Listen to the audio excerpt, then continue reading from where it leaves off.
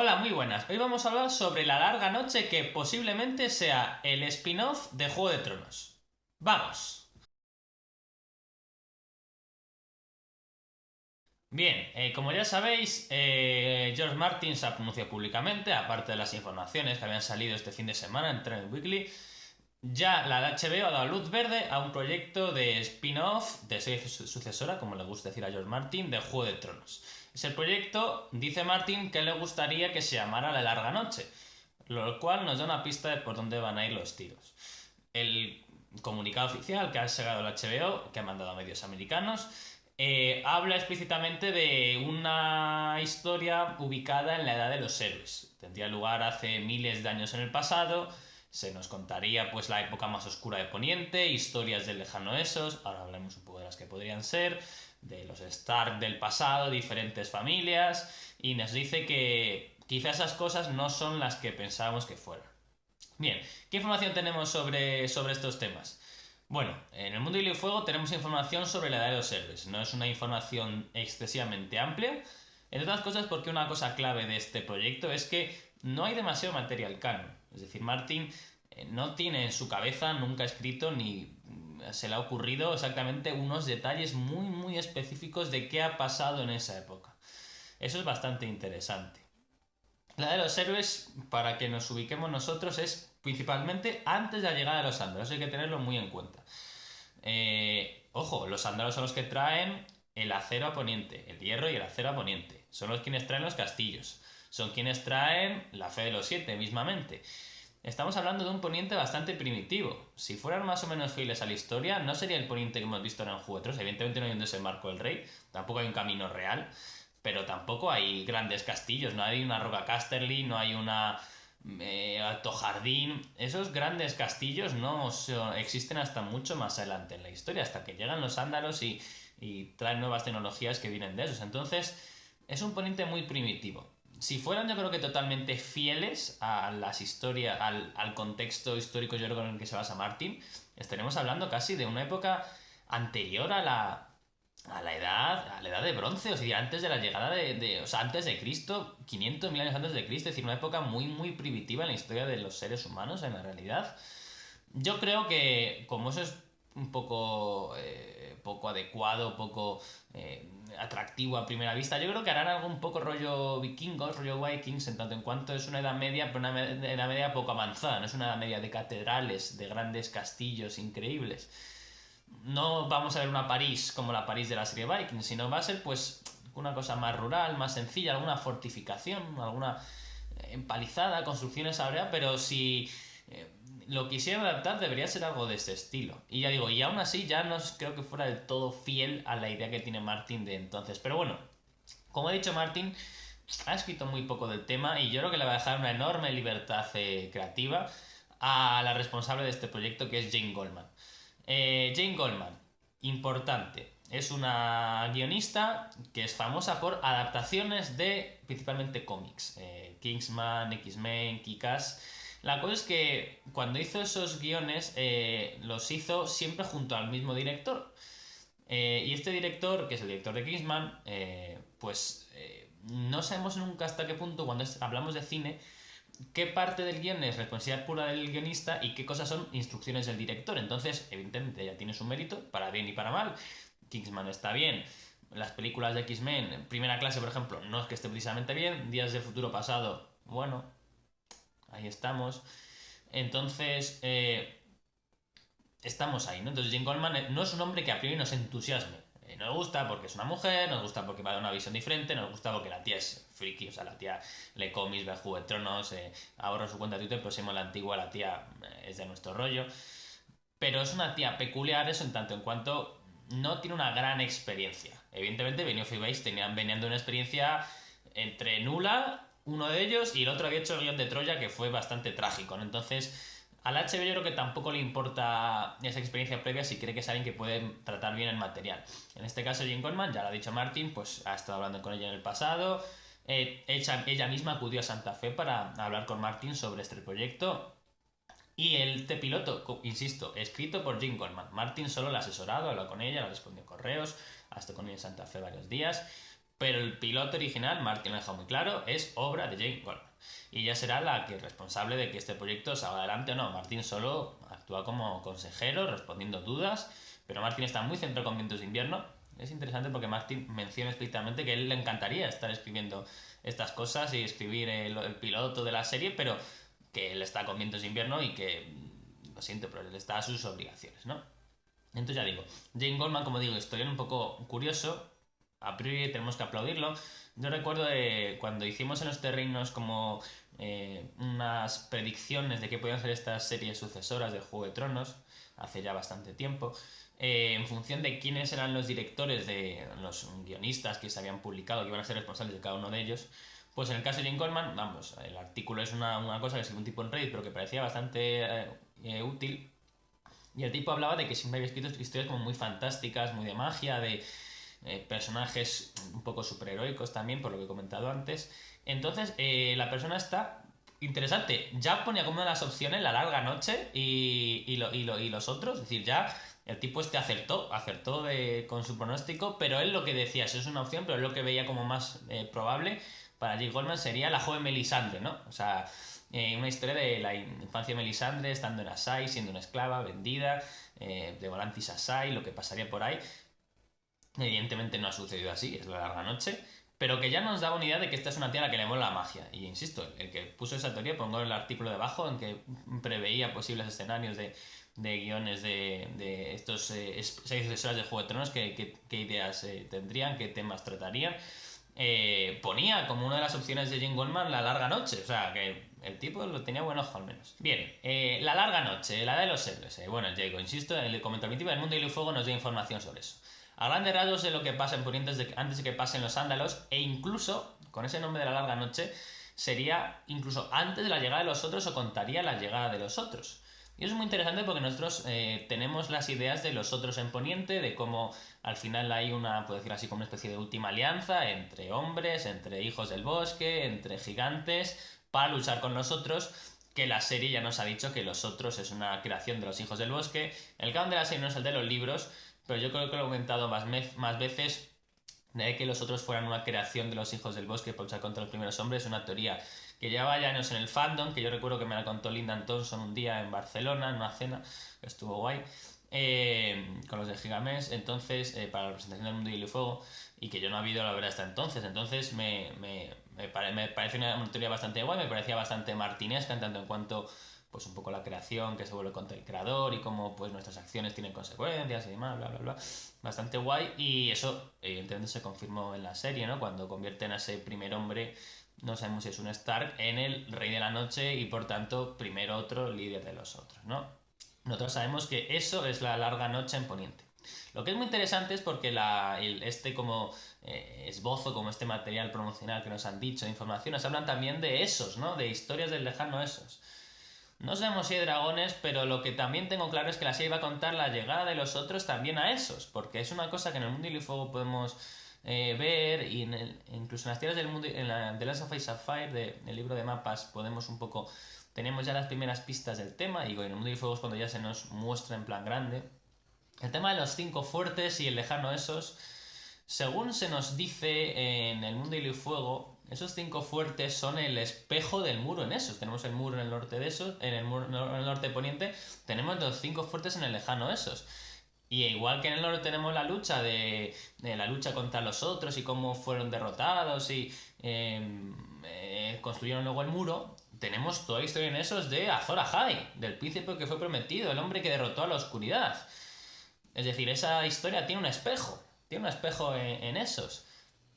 No, en el norte podemos decir la historia del último héroe, aunque la historia del último héroe es bastante peculiar y al final toda esta historia de los héroes es mucho mito, leyenda, historia que, digo, ni siquiera el propio Martin tiene una cosa fiable escrita, sino que son una especie como de compilación de relatos del pasado, ¿no? Pero si tenemos la historia del último héroe y de esta alianza de luchar contra los otros en Poniente, en el norte, contra eso, para luego destruirían y Brandon el constructor construiría el muro, en el lejano esos vamos a tener historias muy divertidas y muy guays y las cuentan así, eso de Azor Ahai, el príncipe que fue prometido, yo que sé, los Yogos Nai apareciendo, yo que sé, en el Mundo del Fuego tenemos mucho material sobre eso, sobre el lejano esos, GT, aparecerá Sai, y que esa gente también tiene que luchar contra los otros porque se nos sugiere que fue un fenómeno más o menos global.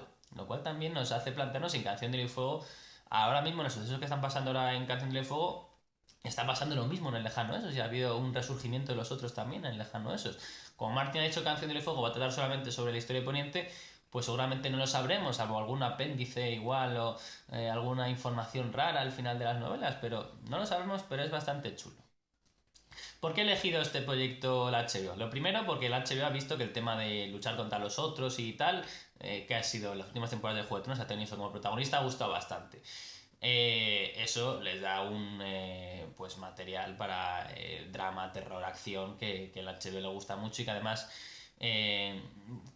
puedes tener puedes tener un guionista un poco flojo si tienes un buen director que te arregle unas escenas de acción y de combate bastante buenas. Casa Austria no es que sea un prodigio a nivel de guión, pero a nivel de dirección Sapochnik hace magia y te hace un capítulo extraordinario, ¿no? Eso está muy, muy guay. Y claro, con el tema de la larga noche tendríamos lucha contra los otros. Además, ¿por qué este proyecto es tan activo? Yo creo que para la HBO. Porque nos muestra también de nuevo a muchas familias. El Juego de Tronos tuvo mucho éxito por el tema de que hay muchas familias. Están los que son Stark, los que son Lannister, los que son Targaryen, Baratheon, Greyjoy. Una serie de familias, cada una como con su identidad propia, como clanes. Me gustan más los Lannister porque son cual, los Stark porque son otros, los Targaryen porque tienen dragones. Igual tendremos seguro unos Stark en el norte. Tendremos Lannister, no sabemos, porque la historia de Alan Astuto, pues no se sabe muy bien si es antes de los Sándalos, después de los Sándalos. Robb Casterly parece una construcción bastante avanzada como para ser antes de los Sándalos, pero igual sí. Eso, podemos tener unos Targaryen, de momento una familia pequeña en la antigua Valiria. Pues Arryn no habría, pero yo qué sé, te puedes inventar algún dorniense a lo lejos. No sé, la verdad es que como es una época tan antigua, es decir, la cosa es que no estamos hablando de hace 300 años, de la conquista de Aegon, en que Poniente ya era más o menos como le conocíamos, con las fortificaciones que conocemos ahora. No había un camino real, no había un desembarco del rey, pero era una época, pues eso, con sus fortalezas, con sus familias. Esto es una época bastante más antigua. Igual se lo saltan, ¿eh? Igual hacen que este Poniente de hace 10.000 años hace como Poniente hace 300 y que Invernalia sea una super fortaleza, que Robb Casterly sea una super fortaleza. Les da igual eso y parten de un canon nuevo, es una adaptación televisiva y ya está. Y hacen que sea Juego de Tronos con los mismos escenarios, pero con personajes en el pasado. Creo que no sería ser muy fiel al material original, que nos cuenta que esto pasó en Martin dice hace 10.000 años, según algunos metes igual 5.000 años, pero eso hace mucho tiempo. Pensemos igual en la historia de la humanidad. La humanidad hace 5.000 años no es igual que la humanidad hace 500 años, que podríamos poner como fin de la época medieval.